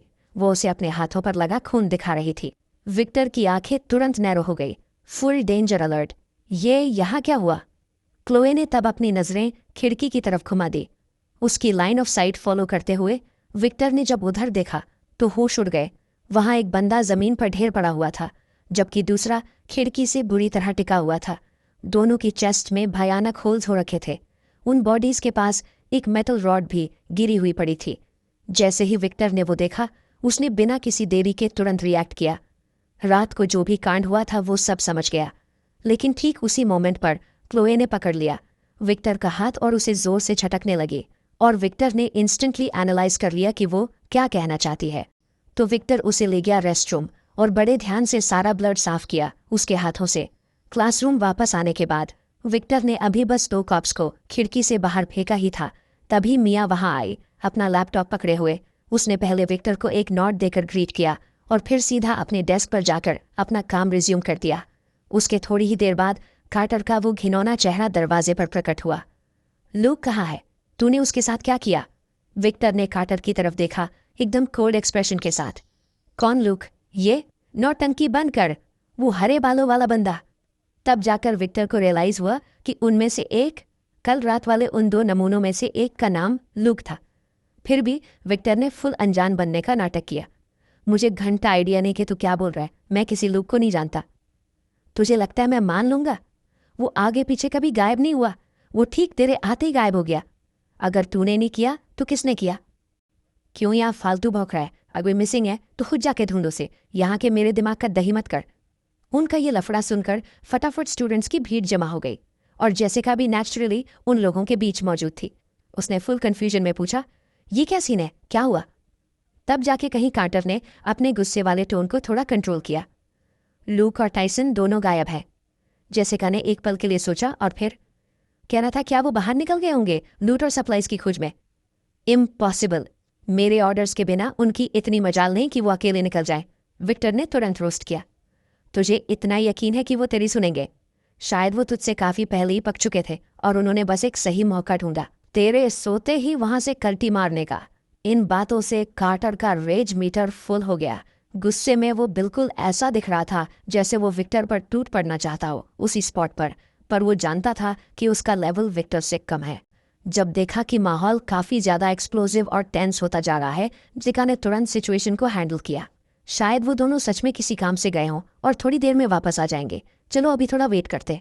थोड़ी देर और, फाइन। इस बार जेसिका पर ट्रस्ट कर लेता हूँ, सिर्फ इस एक बार। लेकिन अगर वो वापस नहीं आया अंधेरा होने से पहले, तो विक्टर को मुझे एक सॉलिड एक्सप्लेनेशन देनी होगी। ये थ्रेट देने के बाद कार्टर मुड़ा और अपने चेहरे पर एक कोल्ड लुक लेकर निकल गया। उसके फेस पर किलर वाइब्स थी। जैसे ही कार्टर स्टोरेज रूम के पास से गुजरा, वहां के चश्मिश इंचार्ज ने तुरंत उसे रिपोर्ट किया। कार्टर, स्टोरेज रूम का सारा खाना खत्म होने वाला है, तो लोगों को बाहर भेज और ढूंढने के लिए, समझा? जी सर, मैं अभी अरेंज करता हूँ। वो चश्मिश बंधा जाने के लिए मुड़ ही रहा था कि कार्टर ने उसे फिर से रोक लिया। वेट, मैं तुझे एक नई लिस्ट देता हूँ। इस लिस्ट के लोगों को असाइन कर। और उस लिस्ट पर मौजूद हर एक नाम उन लोगों का था जो अक्सर कार्टर के ऑर्डर्स को सीरियसली नहीं लेते थे। कार्टर की नज़र में ऐसे फत्तू लोग बस उसके रास्ते के कांटे थे। बजाय इसके कि उन्हें कैंप में रखकर अपने रास्ते में आने दे, बेहतर था कि उन्हें बाहर सप्लाईज की सर्च में भेज दिया जाए। और अगर वो बाहर टपक गए तो भाई राशंस की बचत भी हो जाएगी। ये तो एक तीर से 2 निशाने लगाने वाला सीन था। ये सोचती कार्टर के फेस पर एक कमीनी स्माइल धीरे धीरे फैलने लगी। अगर गेम ऐसे ही चलता रहा तो ज्यादा दिन नहीं लगेंगे जब यहाँ सिर्फ वही लोग बचेंगे जो उसकी हर बात बिना किसी सवाल के फॉलो करेंगे। और जब वो वेक्टर उस कमीने से ठीक से निपटेगा जिसने उसे इतनी बुरी तरह से जलील किया था, तभी एक नर्म और सिडक्टिव आवाज अचानक कहीं पास से गुंजी। कार्टर, तो ये सीन है? अबे कहाँ मरा पड़ा है? मैं हर जगह तुझे ढूंढ रही हूँ। कार्टर ने सर उठा के देखा। एमिली एकदम फ्लैशी और आई कैचिंग एस रैंक अवतार में मटकते हुए उसकी तरफ आ रही थी। यहाँ क्या कर रही है? जेसिका कहाँ है? वो तेरे साथ क्यों नहीं है? एक स्टूडेंट को फीवर है और वो वहाँ उनका ध्यान रख रही है। कार्टर ने जैसे ही ये सुना, उसके चेहरे पर एक थड़की सरीसी स्माइल क्विप हो गई। क्योंकि जेसिका अभी बिजी थी, तो क्या ये उसके लिए अपनी थड़क मिटाने का एक परफेक्ट गोल्डन चांस नहीं था? उस गंदे थॉट के साथ जिस तरह कार्टर एमिली को देख रहा था, वो एकदम क्रीपी और ट्विस्टेड हो गया। तो मुझसे क्या काम है तुझे? एमिली ने अपने होंठ हल्के से चबाए। क्या मैं तेरे पास बिना किसी वजह के नहीं आ सकती? बिना किसी रीजन के? ऑफकोर्स, तू तो बिल्कुल। सच तो ये है कि मैं भी तेरे बारे में ही सोच रहा था। एमिली की आंखों में शर्म की एक डीबफ चमकी। ओह, बस भी करो अब, तुम तो मुझे शर्म से लाल कर रहे हो। ये देखकर कार्टर का हीट मीटर तुरंत लेवल अप हो गया और उसके अंदर एक डिजायर वेव का सर्ज उठा। वो डेस्परेट होकर आगे बढ़ा एमिली की कमर में हाथ डालने के लिए, पर उसने परफेक्ट इवेजन दिखाते हुए साइड स्टेप लिया और बच गई। कार्टर, तुम्हें डर नहीं लगता कोई हमें देख लेगा? कितना ऑकवर्ड होगा? कार्टर जोर से हंसने लगा। तो फिर ये कैसा रहेगा? मैं वैसे भी स्टोरेज रूम जा रहा था सप्लाईज चेक करने, क्यों ना तुम भी मेरे साथ चलो? एमिली ने तुरंत हाँ में सिर हिलाया। जरूर जरूर। फिर वो दोनों एक के पीछे एक स्टोरेज रूम के अंदर चले गए। कार्टर, जिसने पहले एंट्री थी, उसके पीछे बड़े आराम से दरवाजा लॉक कर दिया। फिर बिना सब्र के दोबारा मूव किया एमिली को किस करने के लिए, पर उसने डॉज कर दिया, एक बार फिर एक फास्ट साइड स्टेप के साथ। कार्टर इतना फ्रस्ट्रेटेड था कि वो वहीं खड़े खड़े उछल रहा था। अब क्या मूव है? एमिली ने पहले अपनी नज़र क्वाइटली घुमाई स्टोरेज रूम के सारे सप्लाईज पर, फिर कैजुअली पूछा, कार्टर, लगता है यहाँ अब ज्यादा फूड बचा नहीं है ना? कार्टर ने बात को टाल दिया लापरवाही से। इतना काफी है तब तक जब तक मेरे डैड की प्राइवेट सिक्योरिटी टीम मुझे रेस्क्यू करने नहीं आती। बोलते बोलते उसने पहले ही अपने कपड़े उतारना शुरू कर दिए थे। बातें बहुत हुई, हरी अप, सीन हो जाएगा अगर किसी ने पकड़ लिया तो। एमिली ने एक हल्की हंसी छोड़ी। कार्टर, क्या तेरे डैड सच में लोग भेज पाएंगे तुझे बचाने? तुम। कार्टर वहीं स्पॉट पे फ्रीज हो गया। आखिर इसका एग्जैक्ट मतलब क्या था? पर तभी एमिली ने फौरन अपना टोन बदल दिया, एक शातिर स्माइल के साथ अपना मुंह छुपाते हुए। ओह, मैं तो बस गैस रही थी, इतना टेंस मत हो। ओ याद आया, जेसिका ने मुझे किसी हेल्प के लिए बुलाया था। Bye Carter. जैसे ही उसने बात फिनिश की, एमिली मुड़ी और सीधा बाहर निकल गई, कार्टर को वहां अकेला छोड़ते हुए, जो ऑकवर्डनेस में एकदम जम गया था, एक कंप्लीट क्लाउन लगते हुए। दूसरी तरफ विक्टर ज़ॉम्बीज को पेलने में बिजी था जब उसे अचानक दूर से किसी की मदद के लिए चिल्लाने की आवाज आई। अपने हाथ में वही बेसबॉल बैट लिए हुए उसने मुड़कर उस आवाज के सोर्स की तरफ देखा, जहां उसे दूर एक बिल्डिंग की खिड़की पे एक औरत खड़ी दिखी। वो उसकी तरफ देखकर पूरी जान लगा के चिल्ला रही थी। विक्टर अपने दिमाग में उसका मजाक उड़ाए बिना नहीं रह सका। क्या ये औरत खुद को मौत के मुंह में ढकेल रही थी? इस अपोक्लिप्स के वक्त इतनी जोर से मदद के लिए चिल्लाना सीधा सीधा सुसाइड मिशन है। विक्टर को पता था कि वो उसका अटेंशन पाने की कोशिश कर रही है, पर विक्टर का उसे बचाने का दूर दूर तक कोई इरादा नहीं था। फिर भी उस औरत का चिल्लाना किस्मत से विक्टर के लिए एक एक्सीडेंटल जैकपॉट बन गया। खुले मैदान में घूम रहे सारे ज़ॉम्बी शोर सुन लिया और धीरे धीरे उस आवाज की तरफ अपने कदम बढ़ाने लगे। ये सीन देखकर विक्टर क्लोए की तरफ मुड़ा और बोला, चलो निकलते हैं, आज की ड्यूटी जल्दी खत्म। मगर इससे बिल्डिंग के अंदर वाली औरत बुरी तरह बौखला गई और पैनिक करने लगी। ये लोग जा कहाँ रहे हैं? क्या इन्होंने सच में मेरी चीखें नहीं सुनी मदद के लिए? जैसे जैसे ज़ॉम्बीज का स्वॉर्म वहां जमा होने लगा, उसके पास और कुछ ऑप्शन नहीं बचा सिवाय अपना मुंह कसने और वहीं डुबक कर चुपचाप रोने के, अपने आप में ही। क्लासरूम वापस आने पर विक्टर ने मिया से पूछा, क्या तूने अभी किसी लेडी की चीख सुनी? मिया ने हाँ में सर हिलाया। हाँ, वो वेंडी थी। वेंडी जानती हो ना, वो हमारी स्कूल नर्स है। विक्टर ने एक मोमेंट सोचा, क्या तू चाहती है मैं उसे बचाऊं? उसी पल जब उसने ये पूछा, मिया का हाथ माउस पर ठिठक गया। मुझे लगा वो तेरे काम आ सकती है। ओ हाँ, वो बिल्डिंग एडमिन बिल्डिंग है। समझ गया। इतना बोलकर विक्टर ने क्लोई को साफ सफाई के लिए लिया। 2 दिन और बीत गए और सर्वाइविंग स्टूडेंट्स टीचिंग बिल्डिंग के अंदर। काउंट फिर से गिर गया। जब विक्टर पहले यहाँ आया था तब वहाँ थोड़े 50 ज़्यादा स्टूडेंट सर्वाइवर्स बचे थे। अब वहाँ शायद सिर्फ 30 से थोड़े ज़्यादा ही बचे थे। उसी वक्त एक बढ़ता हुआ पैनिक पूरे ग्रुप में तेजी से फैलने लगा। उस दिन विक्टर ने क्लोई की तरफ इशारा किया और मिया से बोला, इस पर नजर रखना मेरे लिए। मैं एडमिनिस्ट्रेशन बिल्डिंग जा रहा हूँ और इसे साथ ले जाना मेरे लिए काफी इनकन्वीनियंट, दिक्कत वाला होगा। विक्टर ने जानबूझकर जो 2 पूरे दिन का वेट किया किसी को भी सेव करने से पहले, उसका रीजन सिंपल था। वो चाहता था कि वेंडी नाम की वो औरत पूरी तरह से डिस्पेयर यानी मायूसी में डूब जाए, क्योंकि तभी जब वो फाइनली उसे बचाने के लिए सामने आएगा तभी वो दिल से उसकी ग्रेटफुल होगी। आधे घंटे बाद विक्टर फाइनली इस ट्रिप की डेस्टिनेशन पर पहुंच गया, पर वहां 1 दर्जन से ज्यादा ज़ॉम्बीज भटक रहे थे एडमिनिस्ट्रेशन बिल्डिंग के चारों तरफ, और उन्हें एक एक करके स्नीक किल करने का प्लान अब बिल्कुल भी रियलिस्टिक नहीं रह गया था। फास्ट एक्शन चाहिए। विक्टर ने एक गहरी सांस ली और फिर सडनली आगे की तरफ बर्स्ट हुआ और सीधा चार्ज किया इमरजेंसी फायर इक्विपमेंट कैबिनेट की तरफ। ज़ॉम्बीज ने इंस्टेंटली उसे नोटिस किया और दहाड़ते हुए उसकी डायरेक्शन में स्वॉर्म करने लगे। ये देखकर विक्टर ने तुरंत अपनी पूरी पावर के साथ आगे स्प्रिंट करना शुरू किया, और इससे पहले कि ज़ॉम्बीज उसे घेम पाते उसने खुद को फायर स्टेशन पॉइंट के अंदर झोंक दिया। लूट acquired, 2 walkie talkies, 1 fire x और 1 एस्केप रोप। विक्टर ने हर एक आइटम पैक किया और उन्हें अपने साथ ले लिया। Inventory update complete.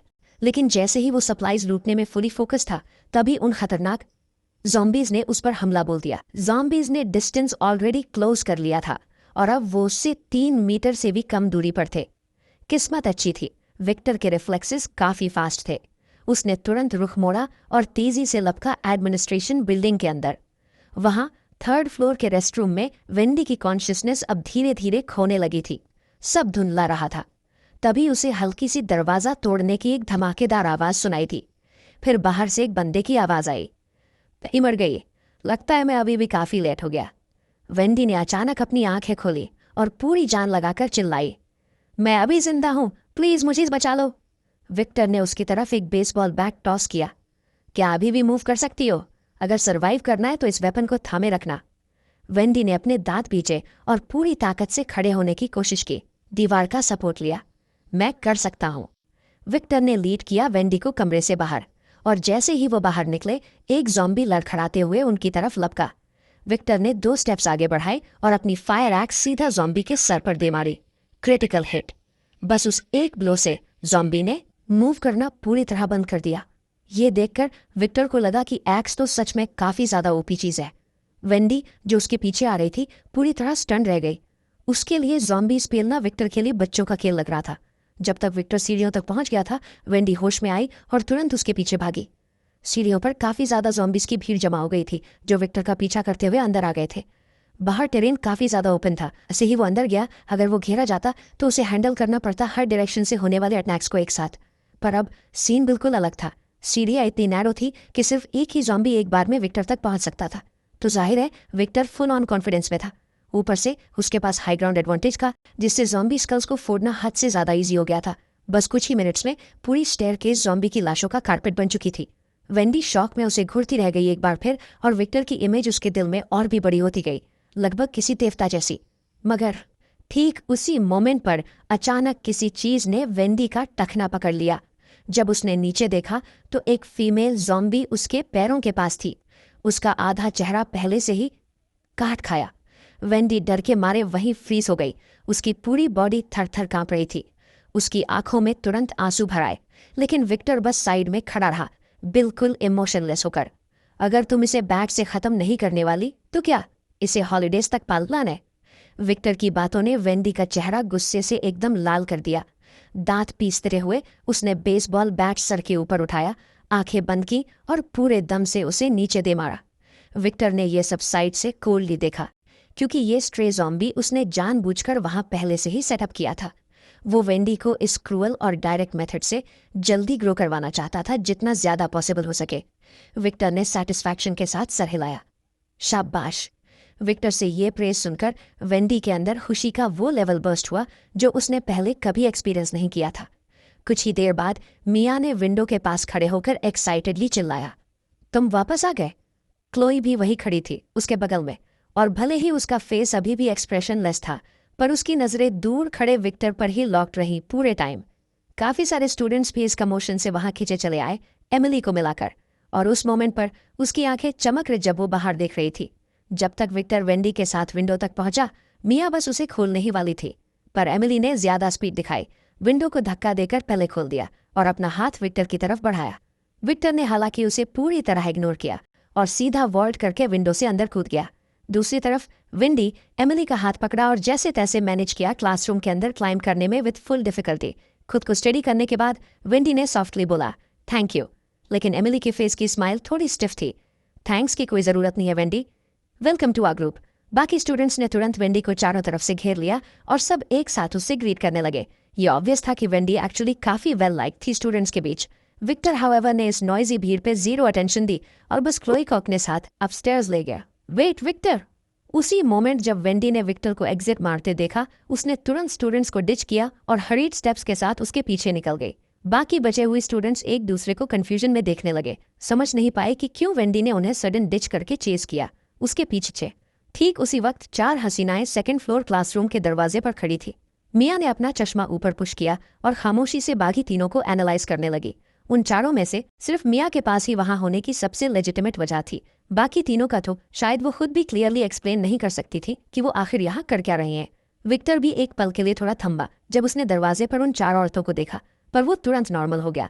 उसने पॉट का ढक्कन उठाया और एक लाजवाब माउथ वाटरिंग अरोमा ने पल भर में पूरे क्लासरूम को भर दिया। जैसे ही उन्हें वो स्मेल आई, चारों लड़कियों ने इनवॉलंटली अपना थूक निकल लिया। विक्टर ने पहले एक बोल अपने लिए निकाला और दूसरा क्लोए के लिए, फिर उसने एक और बोल सर्व किया और मिया को पकड़ा दिया। खाते खाते मिया बाकियों को काफी टशन और स्मग वाले निगाहों से देख रही थी। वेंडी बेचारी कितने दिनों से भूखी थी, बस अपनी जिद्दी विल पावर के दम पर ही इतने टाइम से टिकी हुई थी। तो जैसा ही उसने वो लजीज खुशबू सूंघी, उसका रिएक्शन सबसे खतरनाक था और उसके मुंह से लार टपक रही थी। पर इतनी भूख के बाद भी उसने पहले विक्टर को शुक्रिया बोला, मुझे बचाने के लिए थैंक यू। तभी विक्टर की आंखों के सामने एकदम से सिस्टम पैनल प्रकट हुआ। Target name Wendy, identity school nurse, affection 50, hand holding reward field medical kit, emergency medicine guide, first kiss reward zombie virus vaccine, complete conquest reward top tier medical room और supporting medical equipment. ये देखकर Victor के चेहरे पर एक कातिलाना smile आई, एक satisfied smile. लगता है कि डिले करना वेंडी का रेस्क्यू पहले सच में एक मास्टर स्ट्रोक था, क्योंकि इस एक सिंगल स्टेप ने सीधा उसके अफेक्शन स्टैट्स को बूस्ट करके लेवल 50 तक पहुंचा दिया। विक्टर ने वेंडी से पूछा, खाना है तुझे? उसने कहा, हाँ बहुत ज्यादा। मेरे लिए ग्राइंड कर और मैं तुझे वही टॉप टियर ट्रीटमेंट दूंगा, एक बोल मीट और एक बोल वेजीज हर दिन। ये सुनकर मिया, जो अभी मजे से पेल रही थी, अचानक से लगा कि उसके मीट की खुशबू अब उतनी ओपी नहीं रही। वेंडी ने दूसरी तरफ बिना एक सेकंड की देरी के डील लॉक कर दी, नो प्रॉब्लम। इसके बाद विक्टर ने वेंडी को भी बोल सर्व किया और जैसे ही उसने बोल पकड़ा, वो तुरंत भुक्कड़ों की तरह खाना पेलने लगी, जैसे सदियों से भूखी हो। तब विक्टर ने अपनी नजरें उन 2 औरतों पर शिफ्ट की जो अभी भी बची हुई थी। Target name Jessica, identity art student, pianist, affection level 0, hand holding reward master level piano skills, first kiss reward एक complete world piano score collection, complete conquest reward ultimate piano artistry talent. Target name Emily, identity gold digger student, hand holding reward एक designated vehicle, burst किस reward एक fully furnished 1000 square feet apartment, complete conquest reward एक 10,000 square feet luxury villa. System से अपने दिमाग में सवाल करने के बाद विक्टर को फाइनली पता चला कि रिवॉर्डेड व्हीकल एक्चुअली कोई भी मॉडल पे किया जा सकता था जो वो चाहता हो। छोटी सी शेवरले या फरारी से लेकर किसी giant end of road heavy truck तक वो कुछ भी चूज कर सकता था, यहाँ तक कि सीधा एक असली मेन बैटल टैंक पर हाथ साफ कर सके। ऊपर से वो 1000 स्क्वायर फीट वाला अपार्टमेंट भी काफी ज्यादा अट्रैक्टिव था। विक्टर के सेफ हाउस का एरिया सीधा डबल करने के लिए एकदम ओपी। लगता है एमिली की वैल्यू सच में थोड़ी काम की निकली आखिरकार। रही बात जेसिका के अपोकलिप्स रिवॉर्ड्स की, तो वो ऑनेस्टली थोड़े से अंडरवेलमिंग थे। एमिली ने तुरंत विक्टर की बदलती नजरों को ताड़ लिया और उसने बाल पीछे किए और एकदम नखरे वाली प्यारी आवाज में बोली, क्या मैं भी आपके लिए काम करूं? जैसे ही मिया ने यह सुना, उसके रोंगटे खड़े हो गए और घिन से उसका दिमाग खराब होने लगा। पर उसे एक सेकंड के लिए भी नहीं लगा कि एमिली का ये सिडक्शन वाला नाटक काम कर जाएगा, क्योंकि मिया के उसकी नजरों में विक्टर सिर्फ उन्हें ही रखता था जो उसके लिए यूजफुल थे। पर वो दंग रह गई जब विक्टर ने बिना किसी हेजिटेशन के सर हिला दिया, बिल्कुल बाकी दोनों के साथ ही। ये सुनते ही मिया की आंखें फटी की फटी रह गई। आखिर एमिली कर ही क्या सकती थी? उसे मिया जैसा सेम ट्रीटमेंट क्यों मिल रहा था? ठीक उसी पल एमिली ने वो बोल लिया जो विक्टर ने उसे दिया था, और उसकी उंगलियां विक्टर के हाथ से हल्की सी टच हुई, जैसे कोई एक्सीडेंट हो। पर विक्टर उसकी चाल एक सेकंड में समझ गया। तुम चाहा तो यहाँ रुकने का ऑप्शन भी चुन सकती हो। नहीं, मैं आपके साथ ही आऊंगी। एमिली काफी तेज और स्मार्ट औरत थी। उसे अच्छे से पता था कि यहाँ रुकने का मतलब था एक बहुत ही दर्दनाक मौत। इसलिए उसने विक्टर पर बेट लगाना ही सही समझा। उनके शोर ने जल्दी ही सबका ध्यान खींच लिया, स्टूडेंट्स की भीड़ के ऊपर, और वो पूरा ग्रुप तुरंत आपस में खुसर फुसर करने लगा। ये लोग आखिर कहाँ निकल रहे हैं? कहीं इनका दिमाग तो नहीं सटक गया? क्या ये बाहर जाके मौत को दावत देने वाले हैं? चलो पीछा छूटा, मैं तो इन फट्टुओं से पक चुका था। जेसिका भी उसी खड़े खड़ी थी, अपने आसपास के स्टूडेंट्स के फट्टू कमेंट सुनती हुई, और गुस्से में उसकी ब्राउज सख्त होती गई। भले ही विक्टर ने कल उसे रिजेक्ट कर दिया था और काफी कड़वी बातें कही थी, पर वो उन्हें इस तरह मौत के रास्ते पर जाते हुए चुपचाप नहीं देख सकती थी। इसलिए जेसिका ने अचानक भीड़ को चीर दिया और सीधा विक्टर के रास्ते में खड़ी हो गई। तुम ये सेफ जोन छोड़कर कहाँ जा रहे हो? जेसिका ने अचानक से क्राउड को पीछे धकेला और सीधा विक्टर के सामने आके रास्ता रोक लिया। विक्टर, ये जगह छोड़कर कहाँ निकल रहे हो? आखिरकार तुम में से किसी ने भी कभी पहले से ही चाहती थी कि मैं यहाँ रहूं, है ना? विक्टर के इस पॉइंट ब्लैंक सवाल ने जेसिका को तुरंत स्पीचलेस कर दिया। उसने बस कुछ कहने के लिए अपना मुंह खोला ही था कि तभी पीछे से एक अचानक आवाज गूंजी। सही कहा, हमें सच में तुम्हारा यहाँ कोई वेलकम नहीं करना, पर बाकी लोग जा सकते हैं। वेंडी, तुम स्कूल नर्स हो, तुम्हें हमारे साथ रुकना चाहिए, हमें तुम्हारी सख्त जरूरत है। कार्टर को बाकियों से बेहतर पता था कि एक डॉक्टर कितना इंपॉर्टेंट होता है, और वो साफ तौर पर स्टूडेंट्स को एज ए लेवरेज यूज करके वेंडी पर मॉरल प्रेशर डाल रहा था ताकि वो रुक जाए। जैसे ही विक्टर ने ये सुना, उसका गुस्सा ऑन द स्पॉट भड़क उठा। डैम इट, मीने की इतनी हिम्मत कि मेरे बंदे को मेरे ही सामने से पूछ करे। लेकिन इससे पहले कि विक्टर कुछ बोल पाता, वेंडी ने आगे कदम बढ़ाए। पहले आगे बढ़ो, यहाँ तो कोई बेसिक मेडिकल सप्लाईज नहीं है। अगर मैं रुकता भी तो मैं किसी काम का नहीं होता। मैं तुम्हें छोड़ देता विक्टर, पर तुम एक टीचर हो। भले ही तुम एक्चुअली कुछ ना करो, बस तुम्हारा प्रेजेंस ही सबको काफी ज्यादा सिक्योर फील कराएगा। कार्टर साफ तौर पर थोड़ा और स्ट्रगल करना चाहता था, पर वेंडी बिल्कुल नहीं हिली अपनी जगह से। उसने पहले ही अपना माइंड बना लिया था विक्टर के साथ निकलने का कोई चांस नहीं है। कार्टर ने फालतू में अपनी एनर्जी वेस्ट करना बंद कर दिया, और उसकी नज़रों में सिर्फ वेंडी थोड़ी यूजफुल थी। बाकी मिया और एमिली तो बस डेड वेट यानी बोझ थी। बहुत हो गई बकवास, निकलो अब यहाँ से। विक्टर को इस बेमतलब की बहस में कोई इंटरेस्ट नहीं था। कार्टर के साथ तो वो पलटा और निकल गया, और उसके पीछे खड़ी औरतों ने भी तुरंत उसे फॉलो किया उसके पीछे पीछे। जब से ये वर्ल्ड एंडिंग अप शुरू हुआ है, ये पहली बार था जब एमिली टीचिंग बिल्डिंग के बाहर निकली थी। वो नर्वसली चारों तरफ देख रही थी, पूरी तरह से रेडी कि किसी भी सेकंड पलट कर अपनी जान बचाने को भाग सके। फिर भी जिस बात ने उसे थोड़ा रिलीफ दिया वो ये था कि रास्ते में कोई भी जिंदा ज़ॉम्बीज नहीं थे।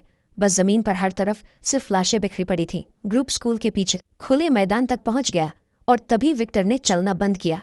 वो मोमेंट एमिली ने देखा तो उसकी फटने लगी। हम रुके क्यों? अभी तो यहाँ कोई ज़ॉम्बीज नहीं है, तो क्या हमें जल्दी से निकलना नहीं चाहिए? हम यहाँ हैं? क्या तेरा मतलब हम यहाँ पहुँच गए? कोई कैसे ऐसी मनहूस और सुनसान जगह पे रहने का सोच भी सकता है? ये बंदा सच्ची में क्रेजी हो चुका है ना? अगर मुझे पता होता कि सीन ऐसा होने वाला है तो मैं कभी इसके पीछे यहाँ नहीं आती। विक्टर को एमिली की फालतू बातों से घंटा फर्क नहीं पड़ रहा था। उस मोमेंट पे उसका सारा अटेंशन सिर्फ सिस्टम पर फोकस था। सिस्टम, प्रॉपर्टी रिवॉर्ड क्लेम करो, ब्लूप्रिंट डिटेक्टेड, ब्लूप्रिंट के हिसाब से बिल्ड करो। यस। जैसे ही वो थॉट फिनिश हुआ, उनके सामने की खाली जमीन पर अचानक एक स्टील फोर्ट्रेस हो गया कहीं से भी। ये एपिक नज़ारा देखकर हर एक बंदे की बोलती बिल्कुल बंद हो गई। सब स्टंट थे। मिया शायद पहली थी जिसने इसे पहचान लिया, क्योंकि बिल्डिंग का ओवरऑल स्ट्रक्चर उसके ठीक सामने जो नज़ारा था वो बिल्कुल उसके बनाए हुए ब्लूप्रिंट के आइडेंटिकल था। उसने विक्टर को पूरे शौक के साथ देखा और बस कुछ बोलने के लिए अपना मुंह खोला ही था कि विक्टर ने पहले ही उसे बीच में रोक दिया। फालतू सवाल मत पूछो, तुम्हें सिर्फ एक चीज़ जानने की ज़रूरत है। मैं तुम सबको सर्वाइव करवा सकता हूँ, उतना काफ़ी है। एमिली ने तुरंत अपना वो ग्लूमी सा एक्सप्रेशन झटक दिया जो वो अभी थोड़ी देर पहले कैरी कर रही थी, और अंदर से वो इतनी ज़्यादा एक्सटैटिक फील कर रही थी कि उसका मन किया कि वो उसी स्पॉट पर विक्टर पर कूद जाए। विक्टर सीधा सेफ हाउस की तरफ बढ़ा। उसका मेन डोर टाइटेनियम एलॉय का बना था, और वहाँ एक इलेक्ट्रॉनिक फिंगरप्रिंट लॉक सिस्टम था। अपना खुद का फिंगरप्रिंट रजिस्टर करने के बाद विक्टर ने कैजुअली क्लोई का फिंगरप्रिंट भी ऐड कर दिया। रही बात वेंडी और मिया, वो तो तब तक वेट हो सकता है जब तक उनका अफेक्शन लेवल 60 ना पहुंच जाए। और एमिली की तो बात ही एकदम अलग थी। उस औरत के पास बहुत ज़्यादा स्कीम्स और ढेर सारी छोटी मोटी ट्रिक्स थी, तो जब तक उसका अफेक्शन कम से कम 80 ना पहुंचे, विक्टर उसके बारे में सोचेगा तक नहीं। जैसे ही टाइटेनियम एलॉय वाला दरवाज़ा धीरे से खुला, विक्टर पूरी पार्टी को अंदर ले गया। क्योंकि सेफ हाउस अभी के हिसाब से उतना बड़ा नहीं था, तो फिलहाल इसमें सिर्फ एक लिविंग रूम, 3 कमरे, एक बाथरूम और एक स्टोरेज रूम ही था। फिर भी सिस्टम काफ़ी ज़्यादा जेनरस निकला। ना सिर्फ उसने पूरी जगह फर्निश कर दी थी, बल्कि एक डीजल जनरेटर भी प्रोवाइड किया। मगर अफसोस की बात थी कि सिर्फ एक अकेला डीजल का बैरल मिला था। जैसे ही उन औरतों ने अंदर कदम रखा, वो इधर उधर देखने लगी क्यूरियोसिटी से चारों तरफ, और हर थोड़ी देर में तब उनमें से एक हैरानी से चिल्ला उठती, ओ भाई साहब, यहाँ तो सच में एक बाथरूम में बाथटब है, और ऊपर से गर्म पानी भी। स्टोरेज रूम इतना बड़ा है और इसमें रेफ्रिजरेशन भी है। ये तो गजब है। बाप रे, बेडरूम्स में असली बेड्स लगे हैं, और लिविंग रूम में तो एक सोफा भी है। उन औरतों की शॉक्ड आवाज़ों की स्ट्रीम सुनते विक्टर को अपने अंदर एक ज़बरदस्त सेटिस्फैक्शन फील हुई। और ये तो बस शुरुआत थी। जब तक विक्टर अफेक्शन टास्क्स फार्म करता रहेगा, सेफ हाउस एक्सपैंड होता जाएगा और इसके फंक्शंस और भी ज़्यादा कंप्लीट होते जाएंगे। उसी मोमेंट एमिली ने अचानक इनिशिएटिव लिया और सजेस्ट किया, क्यों ना हम पहले रूम सॉर्ट आउट कर लें। ये बॉस को एक रूम सोलो मिलेगा, मिया और मैं एक शेयर कर लेंगे, वेंडी और क्लोई आखिरी वाला शेयर करेंगे। पर जैसे ही उसने बोलना फिनिश किया, मिया ने इंस्टेंट ऑब्जेक्शन के लिए जंप किया। नो वे, मैं तेरे साथ रूम शेयर करूंगी। I want to stay with Wendy.